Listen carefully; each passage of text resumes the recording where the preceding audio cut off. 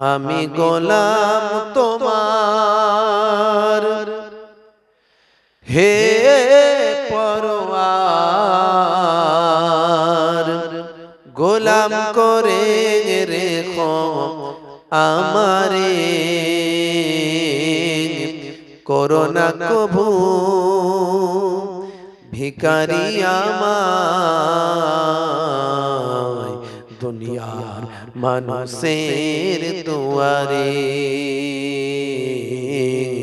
দুনিয়ার মানুষের দুয়ারে।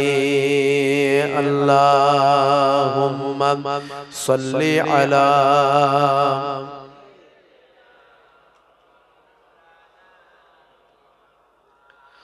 ওয়া আলা আলি সাইয়্যিদিনা রাসূল, তুমি দয়ার সাগর হাবিব আল আমিন, তোমার দয়ায় পূর্ণ হলো সারা পৃথিবী। বলুন না সুবহানাল্লাহ। তোমার দয়ায় পূর্ণ হলো সারা পৃথিবী, তুমি করলে দুঃখ মোচন দুঃখী মহিলাদের,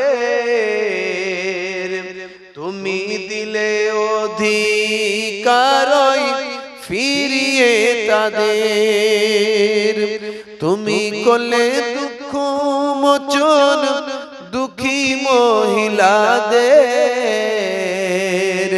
তুমি দিলে অধিকার ফিরিয়ে তাদের, তোমার কাছে ঋণী সবাই, তোমার কাছে ঋণী সবাই, আমরা প্রতিদিন তোমার দয়ায় পূর্ণ হলো সারা পৃথিবী, তোমার দয়ায় পূর্ণ হলো সারা পৃথিবী। আল্লাহুম্মা সাল্লি আলা সাইয়্যিদিনা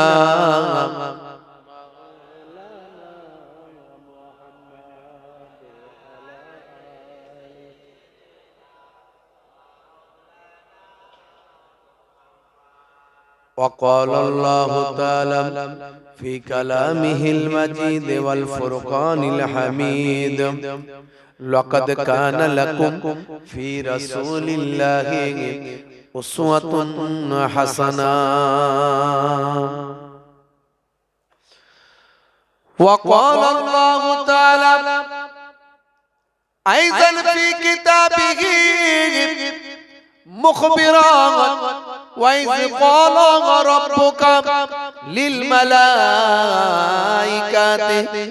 إني جاعل في الأرض خليفة قالوا أتجعل فيها من يفسد فيها ويسفك الدماء ونحن نسبح بحمدك ونقدس لك قال إني أعلم ما لا تعلمون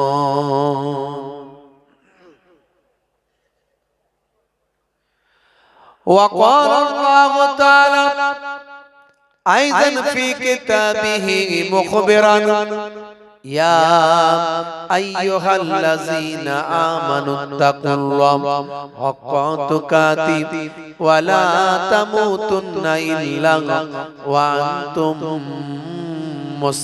مسلمون وقال النبي صلى الله عليه وسلم سباب المسلم فسوق وقتاله كفر إلى آخر الحديث أو كما قال عليه الصلاة والتسليم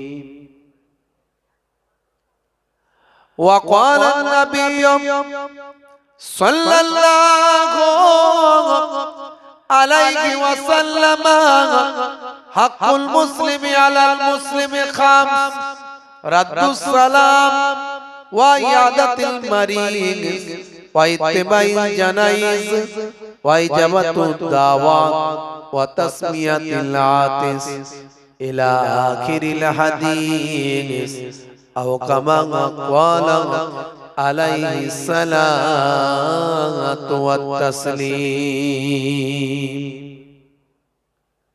শ্রদ্ধেয় সম্মানীয় আজকের সভার সভাপতি, সামনে উপবিষ্ট আমার দিন দরদি ইসলাম দরদি আমার ভাইরা, পিতৃতুল্য আমার বাপজিরা আছেন, তরুণ যুবক বন্ধুরা আছেন, স্নেহের বাচ্চারা আছেন, মাইক্রোফোনের আওয়াজে কান লাগিয়ে আছেন আমার জননী মায়েরা আছেন, এছাড়া জাতি ধর্ম বর্ণ নির্বিশেষে শ্রোতা বন্ধুরা আছেন। প্রত্যেককে ফুরফুরা দরবার শরীফ ছোট হুজুর পীর কেবলা রাহমাতুল্লাহ আলাইহির মেয়ে ছেলে নাতি হিসাবে এবং মায়াপুর পীরনগর হুজুর পীর কেবলা রাহমাতুল্লাহ আলাইহির ছেলে ছেলে পৌত্র হিসাবে আমি হরিণখোলা দরবার শরীফের পক্ষ থেকে প্রত্যেককে আন্তরিক সালাম, শুভেচ্ছা, ভালোবাসা জ্ঞাপন করি। আল্লাহ পাকের রহমত সমস্ত ঈমানদারের উপর হোক। জোরে বলুন আল্লাহুম্মা আমিন। আর জোরে হবে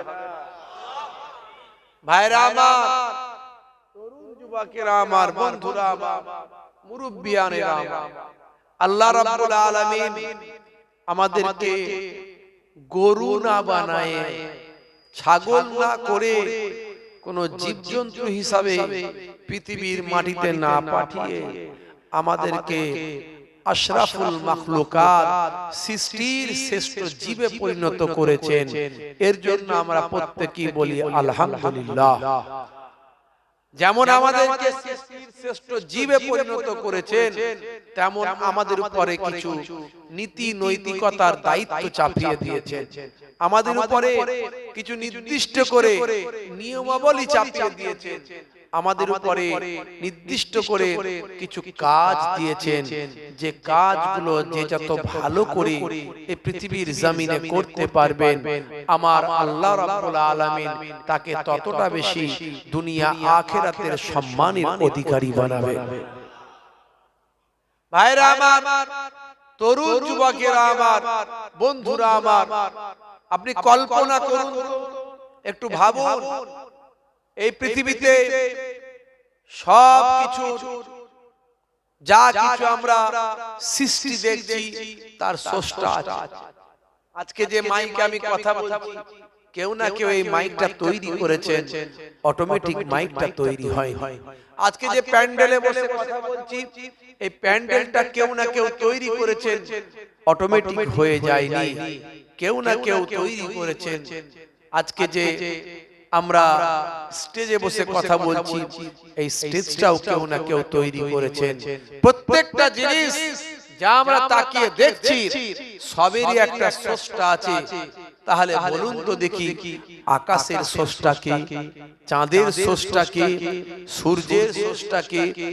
পৃথিবীর স্রষ্টা কে? নবমণ্ডল ভূমণ্ডলের স্রষ্টা কে? শুধু তাই নয়, আমরা যে বাতাস নিচ্ছি, বাতাস, এই বাতাসের মধ্যে দিয়ে আমরা অক্সিজেন নিচ্ছি, কার্বন ডাই অক্সাইড ত্যাগ করছি। এই যে আপনার আমরা যে শ্বাস প্রশ্বাস চালাচ্ছি, ভাইরা আমার, এই বাতাসের মধ্যে দিয়ে যে আমরা অক্সিজেন নিচ্ছি, এই বাতাসে কত রকমের গ্যাস আছে। আমরা যারা সায়েন্স নিয়ে একটু পড়াশোনা করেছি তারা জানি যে বাতাসের মধ্যে সংমিশ্রিত অনেক ধরনের গ্যাস আছে, যে গ্যাসগুলোর ভিতর থেকে আমরা পিওর অক্সিজেনটা ভিতরে গ্রহণ করছি। তার মধ্যে ভাই আমার, বাতাসে আপনারা সবচেয়ে বেশি পাবেন যেটা, সেটা হলো নাইট্রোজেন গ্যাস। এই নাইট্রোজেন গ্যাসটা টোটাল গ্যাসের 70% এর উপরে। আমরা যে শ্বাস প্রশ্বাস নিচ্ছি, বাতাস নিচ্ছি, এই বাতাসটা যে নিচ্ছি, এই বাতাসের 70% আছে নাইট্রোজেন গ্যাস। তার সঙ্গে carbon die oxide, helium, oxygen, নিয়ন, বিভিন্ন রকমের গ্যাস আছে, পিওর সেখান থেকে সবকিছুকে বাছাই করে ফিল্টার করে আমরা যেটা গ্রহণ করছি সেটা হলো অক্সিজেন। তাহলে অক্সিজেন মাত্রায় অল্প গ্রহণ করছি, সবটাই মাইনাস করে বাইরে রেখে দিচ্ছি। এই যে সুন্দর ফিল্টার করাচ্ছেন, এর একজন মালিক আছেন, তিনি আর কেউ নন, তিনি হলেন আল্লাহ। হে তরুণ যুবকেরা, হে আমার বন্ধুরা, শুনে রেখে দিন বাবা, জেনে রেখে দেন, মাতৃগর্ভে যিনি আপনাকে আমাকে শুক্রাণু আর ডিম্বাণুর মধ্যে দিয়ে আপনাকে আমাকে মাতৃগর্ভে এক কাতরা নাপাক পানি থেকে নির্দিষ্ট সময়ের মধ্যে আমার আল্লাহ একটা জমাট বাঁধা রক্তে পরিণত করলেন। এই জমাট বাঁধা রক্তটাও আবার নির্দিষ্ট একটা সময়ের মধ্যে দিয়ে গিয়ে সেটা এক সময় একটা গোস্তের পিণ্ড, গোস্তের টুকরোতে পরিণত হলো। আবার ওই গোস্তের পিণ্ড টুকরোটা নির্দিষ্ট একটা সময় অতিবাহিত করে সেখান থেকে আল্লাহ কুদরতি ক্ষমতায় পঞ্চ ইন্দ্রিয়, নাসিকা, কর্ণ, জিহ্বা, ত্বক তৈরি হয়ে গেল। আমার আল্লাহ নির্দিষ্ট সময়ে সেই পঞ্চ ইন্দ্রিয়, নাসিকা, কর্ণের কাছে কুদরতি ক্ষমতায় মাতৃগর্ভের ভিতরে আমার আল্লাহ একটা ফারিস্তাকে নিয়োজিত করেন। সেই ফারিস্তা সেখানে গিয়ে মাতৃগর্ভের ওই সন্তানের প্রতি আত্মা ভক্ষণ ভয় নিক্ষেপ করে। হে তরুণ যুবকেরা, মাতৃগর্ভে ওই সন্তান আত্মা পাওয়ার পরে হাত তার নড়তে থাকে, পা তার নড়তে থাকে, চোখ আমার নড়তে থাকে, কান তার শুনতে থাকে। হে তরুণ যুবকেরা, সে মাতৃগর্ভে লাফালাফি, হাঁটাহাঁটি করতে থাকে, দৌড়াদৌড়ি করতে থাকে। এই সব কিছু যিনি সৃষ্টি করছেন, তৈরি করছেন, যার ইশারায় তৈরি হচ্ছেন, তিনি আর অন্য কেউ নন, তিনি হলেন আল্লাহ। হে তরুণ যুবকেরা, হে আমার বন্ধুরা, হে আমার মুরব্বিয়ানেরা, শুনে রেখে দিন বাবা, আল্লাহকে চেনার সবচেয়ে বড় উপায় হলো আল কোরআন নিয়ে গবেষণা করা। যত আপনি কোরআন নিয়ে গবেষণা করবেন, তত আপনার মধ্যে আমার আল্লাহর চেতনা বেশি বেশি আপনার হৃদয়ে তৈরি হবে। যত আপনি কোরআন নিয়ে নাড়াঘাটা করবেন, যত আপনি কোরআন নিয়ে পড়াশোনা করবেন, তত বেশি আপনার হৃদয়ের মনস্পটে আল্লাহ একত্ববাদের শক্তি প্রভাব বিস্তার করবে। যত আপনি কোরআন মাজিদ নিয়ে রিসার্চ করবেন, গবেষণা করবেন, তত আল্লাহর নিদর্শন আপনি চারিদিকে দেখতে পাবেন। হে তরুণ যুবকেরা, যদি বলেন ভাইজান তুই একটা উদাহরণ দিন, আমি সব জায়গায় দিয়ে থাকি, আজও দিয়ে যাচ্ছি। হে তরুণ যুবকেরা, 1450 বছর আগে যখন কোনো ল্যাবরেটরি ছিল না, যখন কোনো টেকনোলজি ছিল না, যখন কোনো যন্ত্রপাতি আবিষ্কার হয়নি, যখন কোনো কোপারনিকাস আসেনি, যখন কোনো গ্যালিলিওর আবিষ্কার হয়নি, যখন কোনো দূরবীন পৃথিবীর জমিনে কেউ তৈরি করেনি, যে সময় কোনো ল্যাবরেটরি, কোনো রকম কোনো প্যাথোলজি ছিল না, সেই সময় আমার আল্লাহ কোরআন মাজিদে যা বলেছেন, আজকের যুগে সব বিজ্ঞান আমার বাস্তবতায় পরিণত হয়েছে। এরকম হাজারো উদাহরণ কোরআন মাজিদকে সামনে রেখে দেওয়া যায়। আমি বেশি উদাহরণ দেব না, মাত্র দু একটা ছোট্ট ছোট্ট উদাহরণ সব জায়গায় দিয়ে আজও দিয়ে যায়। হে তরুণ যুবকেরা, হে আমার বন্ধুরা, হে আমার মুরব্বিয়ানেরা, শুনে রেখে দিন বাবা, কোপারনিকাস, গ্যালিলিও আসার আগে তৎকালীন যুগের বিজ্ঞানীদের ধারণা ছিল যে সূর্য পৃথিবীর চারিদিকে ঘুরছে, সূর্য পৃথিবীর চারিদিকে ঘুরে বেড়ায়। এটা তৎকালীন যুগের বিজ্ঞানীদের ধারণা ছিল। কোপারনিকাস, গ্যালিলিও আসার পরে তারা দূরবীন আবিষ্কার করলো, করে বলল না না না না, আগের বিজ্ঞানীদের তথ্য ভুল, আগের বিজ্ঞানীরা ঠিক কথা বলেননি, বরং পৃথিবী সূর্যের চারিদিকে ঘুরে বেড়ায়, পৃথিবী সূর্যের চারিদিকে ঘুরে বেড়ায় বলে ছোটবেলায় মনে করুন বাচ্চারা, আমরা যখন বাচ্চারা ছিলাম তখন কিন্তু আমরা বিজ্ঞানের বইয়ে বা অন্যান্য বইয়ে এটা আমরা পড়তাম যে পৃথিবী সূর্যের চারিদিকে ঘুরে বেড়ায়। আজকের যুগের নাসা বলছে এই তথ্যটাও ভুল, তারা বলছে এই তথ্যও ঠিক নয়, সূর্য পৃথিবীর চারিদিকে ঘুরে বেড়াচ্ছে, এটাও কিন্তু ঠিক নয়। বরং আজকের যুগের নাসা থেকে বড় বড় পৃথিবী বিখ্যাত গবেষকরা বলছেন না না, কেউ কারো চারিদিকে ঘুরে বেড়ায়নি, বরং প্রত্যেকেই যে যার নিজের নিজের কক্ষপথে ঘুরে বেড়ায়। হে তরুণ যুবকেরা, আজকের যুগের বিজ্ঞানীদের সঙ্গে 1450 বছর আগের আল্লাহর কোরআন মিলে যায়। 1450 বছর আগে আল্লাহর কোরআন জানিয়ে দিয়েছেন। হাফেজ সাহেবরা থাকলে তাদের জিজ্ঞাসা করুন, সূরার নাম হলো সূরা রহমান। সূরা রহমান খুলে দেখুন, আমার আল্লাহ সেই সূরা রহমানের মধ্যে বলছেন, হে দুনিয়ার মানুষ শুনে রেখে দাও, আশ-শামসু ওয়াল কামারু বিহুসবান ওয়ান নাজমু ওয়াশ-শাজারু ইয়াসজুদান ফাবিআইয়ি আলা'i রাব্বিকুমা তুকাজ্জিবান। এখানে আমার আল্লাহ কোরআন মাজিদের মধ্যে বললেন আশ-শামসু ওয়াল কামারু বিহুসবান, সূর্য এবং চন্দ্র যে যার নিজের নিজের কক্ষপথে ঘুরে বেড়ায়। তাহলে কোরআন পড়লে আপনি আল্লাহর প্রতি বিশ্বাস বাড়বে, কারণ আজকের বিজ্ঞান যেগুলো আবিষ্কার করছে কোরআনে সেটা 1450 বছর, 100-200 বছর আগে না, 1450 বছর আগে কোনো টেকনোলজি ছিল না, কোনো প্যাথোলজি ছিল না, কোনো গবেষণা কেন্দ্র ছিল না, কোনো দূরবীন কিছুই ছিল না। কিন্তু তখনকার যুগে আকাশের খবর আল্লাহ কোরআনে দিয়েছে, আকাশে কি হচ্ছে, কে কি করছে সব দিয়েছে। শুধু তাই নয়,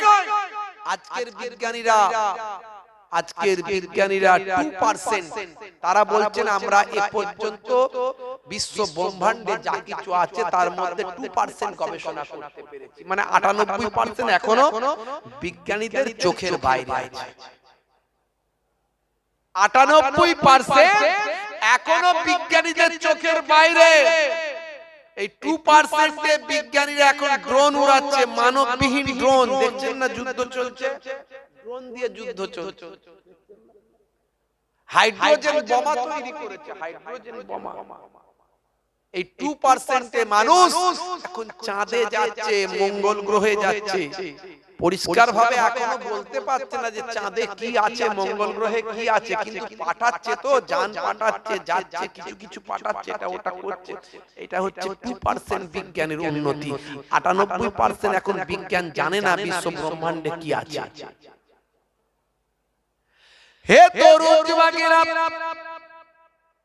হে আমার বন্ধুরা, হে আমার মুরব্বিয়ানিরা, শুনে রেখে দিন বাবা, এই 2% গবেষণায় বিজ্ঞানীরা আবিষ্কার করলো বিগ ব্যাং থিওরি।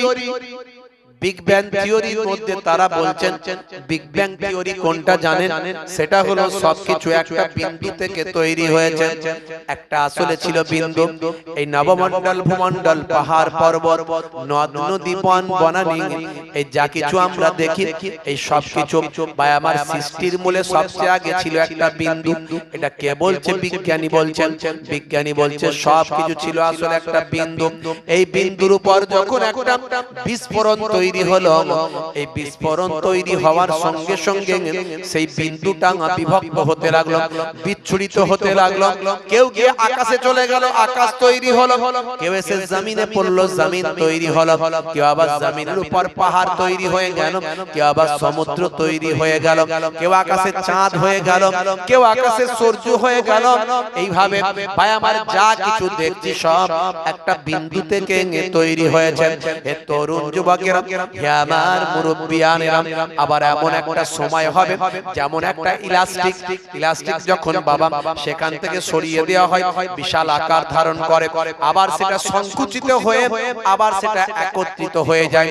তারা বিজ্ঞানীরা বলছেন আবার একটা সময় আসবে যে সময়ের মধ্যে বাবা ভাই আমার সব কিছু যা কিছু আমরা দেখছি নবমণ্ডল ভূমণ্ডলে যা কিছু আছে সব এসে একটা বিন্দুর সঙ্গে একত্রিত হবে। এই থিওরিটার নাম তারা দিয়েছে বিগ ব্যাং থিওরি। হে তরুণ যুবকেরা, হে আমার মুরব্বিয়ানেরা, আজকে কোরআন মাজিদ আপনি গবেষণা করলে পাবেন সূরা আম্বিয়ার মধ্যে আমার আল্লাহ জানিয়েছেন এই নবমণ্ডল ভূমণ্ডল পাহাড় পর্বত যা কিছু দেখছেন আমার আল্লাহ বলেন সব কিছু আমি আল্লাহ একত্রিত করে রেখেছিলাম। আমি আল্লাহ সেই একত্রিত একটা বিন্দু থেকে একত্রিত জায়গা থেকে আমি আল্লাহ সবাইকে পার্থক্য করে যে যার মতো সৃষ্টি করেছি। হে তরুণ যুবকেরা, এইভাবে যদি কোরআন মাজিদ গবেষণা করেন একটার পর একটা আপনার থিওরি মিলে যাবে। এর জন্য Cassius Clay Tyson, Hanuman Michael Jackson, ইলিমাতি মাত্রিয়াঙ্গো, গ্যারি মিলার, জেনিফার। হে তরুণ যুবকেরা, হে আমার মুরব্বিয়ানেরা, মিস্টার কিতমুরের মতো মানুষ ভাই আমার ঈমান কবুল করেছেন। ভাই আমার দোস্ত আমার ডক্টর মরিসের মতো মানুষ ভাই আমার ঈমান কবুল করেছেন। হে তরুণ যুবকেরা, হে আমার মুরব্বিয়ানেরা, পৃথিবী বিখ্যাত মানুষগুলো আজকে কোরআন পড়ে মুগ্ধ হয়েছেন, বিশ্বনবীর তারা আজকে শিষ্য হয়েছেন। এরকম অসংখ্য উদাহরণ দেওয়া যায়, অসংখ্য কথা বলা যায়। মিস্টার কিতমুরের নাম আপনারা জানেন, আপনারা ইন্টারনেটে সার্চ করলে মিস্টার কিতমুরকে আপনারা সেখানে পাবেন। মিস্টার কিতমুর কেন পৃথিবীতে বিখ্যাত ভাই আমার, তিনি একটা গ্রন্থ রচনা করেছেন। এই গ্রন্থটার নাম হলো কি জানেন বাবা? The developing of humanity. The developing of humanity. এখানে হিউম্যান বডির অর্গানগুলো ডেভেলপমেন্টের উপর তার রিসার্চ। তিনি দীর্ঘদিন ধরে ভাই আমার প্যাথোলজিতে গিয়ে গবেষণা করে হিউম্যান বডির ডেভেলপমেন্টের উপর তিনি রিসার্চ করে একটা কিতাব রচনা করেছেন, গ্রন্থ রচনা করেছেন।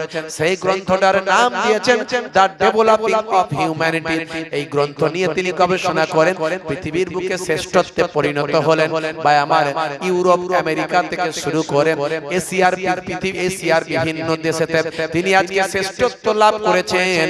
ভাইরা আমার তরুণ যুবকেরা, তিনি যখন তার এই গ্রন্থ নিয়ে ডিসকাস করার জন্য বিজ্ঞানীদের সমাবেশে আরবের কোন এক জায়গায় গিয়ে যখন উপস্থিত হলেন, হে তরুণ যুবকেরা, আরবের কোন একটা জায়গায় গিয়ে যখন বিজ্ঞানীদের সমাবেশে উপস্থিত হলেন, সেই সময় বিজ্ঞানীদের মাঝখানে যখন তিনি তার মিস্টার কিতমুর তিনি তার ডেভেলপিং অফ হিউম্যানিটি নিয়ে কথা বলতে লাগলেন। সেই সময় মুসলিম বিজ্ঞানীরা বললেন, হে মিস্টার কিতমুর, আপনি অসাধারণ কৃতিত্বের পরিচয় দিয়েছেন, মানব দেহের ভাই আমার ডেভেলপমেন্টের উপর আপনি বক্তব্য রেখেছেন, আপনি মানব দেহের ডেভেলপমেন্টের উপর রিসার্চ করেছেন, গবেষণা করেছেন। কিন্তু আজকে যেটা আপনি বলছেন এক কাতরা নাপাক পানি মাতৃগর্ভে নির্দিষ্ট টাইমের পর সেটা রক্তের পিণ্ড হয়, নির্দিষ্ট টাইমে সেগুলো গোস্তের টুকরো হয়ে যায়, সেখান থেকে পঞ্চ ইন্দ্রিয় তৈরি হয়। আপনি যেটা আজকে গবেষণা করে যা বলছেন মাতৃগর্ভের সিকিউর বা আমার সুন্দর জায়গাতে মাতৃগর্ভের ভিতর ওই বা আমার সন্তান কিভাবে বড় হয়, আপনি যেগুলো আজকে গবেষণা করে বলছেন, এই গবেষণার কথা আমরা আজ থেকে 1450 বছর আগে আল্লাহর কোরআনে খুঁজে পাই। মিস্টার কিতমুর অবাক হয়ে যান, এটা কেমন করে সম্ভব? এত বছর ধরে আমি এগুলো গবেষণা করেছি, আর আপনি বলছেন আল কোরআনে আছে। কোরআন মাজিদ পড়াশোনা করলেন মিস্টার কিতমুর, কোরআন মাজিদ পড়াশোনা করে দেখেন তিনি যেগুলো আজকে আবিষ্কার করছেন সেগুলো 1450 বছর আগে আল্লাহর কোরআনে লিপিবদ্ধ হয়েছে। মিস্টার কিতমুর আর থাকতে না পেরে আমার আল্লাহকে এক বলে স্বীকৃতি দিয়ে বিশ্বনবীর কালেমা পড়ে ঈমান গ্রহণ করে। কত বলবো, অসংখ্য বলা যেতে পারে। এই অল্প কিছুদিন আগে গুগল সার্চ করতে গিয়ে আমি পেলাম যে একটা ফল আছে এই পৃথিবীতে, যে ফলটা আমরা ভক্ষণ করলে আমাদের হার্টের জন্য কার্ডিও ক্ষেত্রে, আমাদের যে কার্ডিও সিস্টেম, আমাদের হার্ট, এই হার্টের জন্য ভীষণ উপকার। কে বলছে? গুগলের নিউজ বলছে। গুগলের যে নিউজ গুলো দেয়, দেখবে ওই গুগলের নিউজ বলছে, হঠাৎ আমার চোখে পড়লো, আমি দেখলাম ফলটা কি, ফলটা দেখতে গিয়ে দেখলাম ফলটা হলো আজুয়া খাজুর। জোরে হবে না? আজুয়া খাজুরকে তারা সেখানে লিখেছে, গুগলের নিউজে লেখা হয়েছে আজুয়া খাজুর, যে আজুয়া খাজুরটা পাওয়া যায় মদিনা শরীফে। যার উদ্ভবটা, ইনভেনশন, যার তৈরিটা, উৎপত্তিটা হলো মদিনাতুল মুনাওয়ারায় 1450 বছর আগে দয়ার নবী পোড়া খেজুরের বীজকে বসিয়ে দিয়ে সেখান থেকে যে ফল তৈরি হলো, তা সেটা হলো আজওয়া খাজুর। আপনারা জানেন সালমান ফারসির ওয়াজ আমি করেছি, সালমান ফারসির আলোচনা ইন্টারনেটে আমার আছে। সালমান ফারসি ইহুদির গোলাম ছিল, কথা ঠিক না? বাবজি আমার ইহুদির গোলাম ছিল। আমি আর নতুন করে সে ঘটনা রিপিট করব না। তিনি এক সময়, তিনি তো একটা মাজুসি অগ্নি পূজকের সন্তান ছিলেন। সালমান ফারসির পৃথিবীতে একটা সম্প্রদায় আছে যারা আগুনকে খোদা বলে, আগুনকে খোদা বলে। আমরা যেমন না দেখে কোন পৃথিবীর কোন বস্তুকে আমরা বলি না, আমরা অদৃশ্য শক্তিকে মানি, যিনি যেই যার পাওয়ারে সবকিছু, যাকে মেডিকেল সায়েন্স বলছে আমাদের ক্ষমতা এখানে শেষ, এর পরে আর নাই। তারা প্রেসক্রাইব যখন করেন, প্রেসক্রাইব যখন করেন, প্রেসক্রিপশন যখন লেখেন, আর এক্স লেখেন, আর এক্স, বুঝতে পারছেন? এর ব্যাখ্যা যদি তাদের কাছে চান, তারা রেফার করেন এক্স পাওয়ার, এক্স পাওয়ার, এক্স পাওয়ার বলতে দা পাওয়ার অফ গড। তারা বলে, বন্ধুরা আমার, আমরা সেই অদৃশ্য এক আল্লাহকে মানি, যে যাকে প্রভু বলে মেনেছেন। কিন্তু মনে রাখবেন, এই ইসলাম ধর্ম, সনাতন ধর্ম এবং খ্রিস্টান ধর্ম, আব্রাহাম ধর্ম, অ্যাকর্ডিং টু আব্রাহাম, ভাই আমার, এই এতগুলো ধর্ম, এছাড়া আরো কিছু ধর্ম আছে, এই সব ধর্মই কিন্তু এক স্রষ্টাকে, যাকে দেখা যায় না, যাকে ভাই আমার অদৃশ্য পাওয়ার, কিন্তু তার শক্তি, তিনি আছেন, তিনি থাকবেন। এটা এই ইসলাম ধর্ম বলেন, সনাতন ধর্ম বলেন, খ্রিস্টান ধর্ম বলেন, কেউ গড বলেছেন, আমরা আল্লাহ বলেছি, আবার কেউ সেটাকে ইঙ্গিত করে ভগবান বলেছেন, কেউ বা ঈশ্বর বলেছেন, কেউ বা আরো অন্য কিছু নাম দিয়েছেন। ম্যাক্সিমাম বেশ অনেকগুলো ধর্ম কিন্তু না দেখা একটা অদৃশ্য পাওয়ার, অদৃশ্য শক্তিকে প্রভু হিসাবে গ্রহণ করেছে। এইভাবে আল্লাহকে পাওয়ার ক্ষেত্রে অনেকগুলো ধর্মের মিল আছে। তার পরবর্তীকালে খ্রিস্টানেরা বলেছে আল্লাহর ছেলে আছে, আল্লাহর সন্তান আছে। তারা এইভাবে আমাদের ইসলাম থেকে দূরে। কেউ বা আবার আল্লাহর জায়গায় আল্লাহ আছেন, কিন্তু আমরা একটা নকল আল্লাহ তৈরি করলাম, এইভাবে কেউ মেনেছেন, সেখান থেকে আমাদের সঙ্গে দূরে সরে গেছে। কিন্তু আসল মিলটা ইসলামের সঙ্গে অনেকগুলো ধর্মেরই আছে, ভাবছি আমার। কিন্তু এটা আলাদা একটা সম্প্রদায়, যারা আগুনকে আল্লাহ মনে করে, আগুনকে আল্লাহ মনে করে। তাদের যুক্তি হলো আগুনের বিশাল ক্ষমতা, বিশাল ক্ষমতা, আগুন যা পাবে সব পুড়িয়ে দেবে, যা পাবে সব পুড়িয়ে দেবে। এই জন্য আগুনের এই বিশাল ক্ষমতা বলে তারা আগুনকে খোদা মনে করে। আচ্ছা বলুন তো, আগুনের থেকেও বড় ক্ষমতা এই পৃথিবীতে কার আছে? তাহলে পানিকেও তো কেউ কেউ খোদা বলে মানে না? দেখবেন পানিকেও কেউ কেউ স্রষ্টা বলে মানে, গড বলে মানে। কিন্তু আমরা মানি পানি যিনি সৃষ্টি করেছেন, আগুন যিনি সৃষ্টি করেছেন, এই সব কিছু যিনি সৃষ্টি করেছেন, তিনি একজন আছেন, এটা আমরা মানি। জোরে